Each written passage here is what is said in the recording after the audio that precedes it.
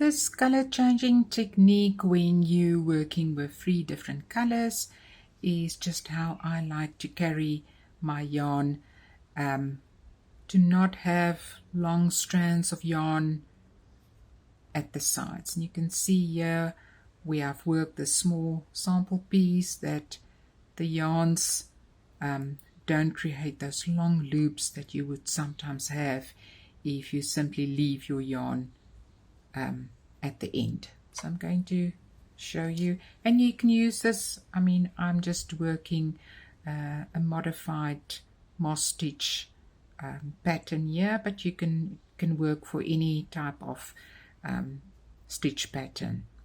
So for my last stitch, I'm going to work a single crochet. So when you insert your hook on the last stitch, you want to make sure that the next color that you're going to pick up, you're going to insert your hook underneath it,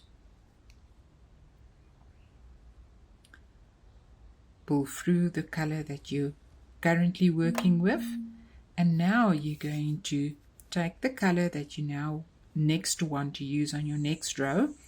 You're going to make sure that yarn is now at the top, and you're going to finish off your stitch by going under both yarns. So the color that you're currently using is to the bottom, the color that you're going to use next is to the top.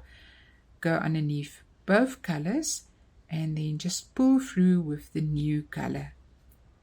So now you've got the new color, but this is not where you're going to just leave this purple yarn to the side.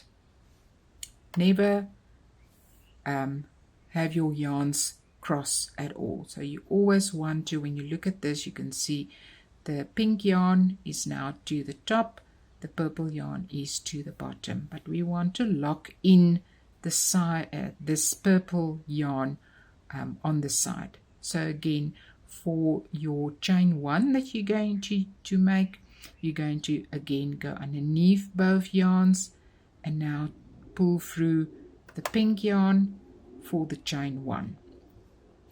Now you'll have to make sure that the pink yarn, when you now turn, that it doesn't cross the purple yarn.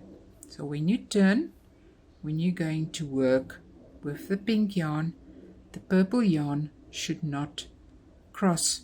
So what I mean with that is, if you didn't do what I just did, your yarn would have been like this. And now when you turn, you're going to have your yarns cross there, and you're going to basically have to work over that purple yarn. So you want to make sure that the pink yarn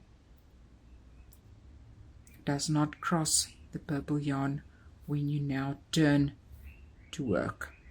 So your purple yarn can now just hang to the side. So let's just make sure the purple yarn is now here to the side, and now you can start working whatever stitch pattern you are working. So let's work this one to the other end, then I'll show it again when I change to the yellow yarn. Like I said, you can work any stitch pattern. This is just a modified moss stitch pattern.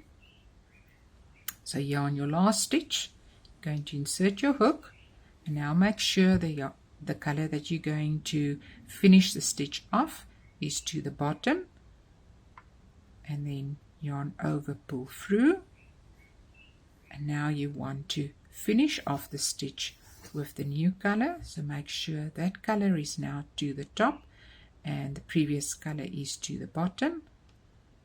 Go underneath both and finish off the stitch with the new color. So now you've got this yellow color on your hook.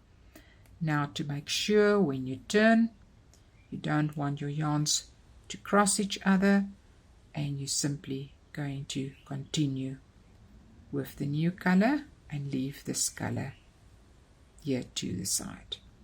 And that is how I like to work 3 colors and the changes at the end to ensure that there's no loops forming.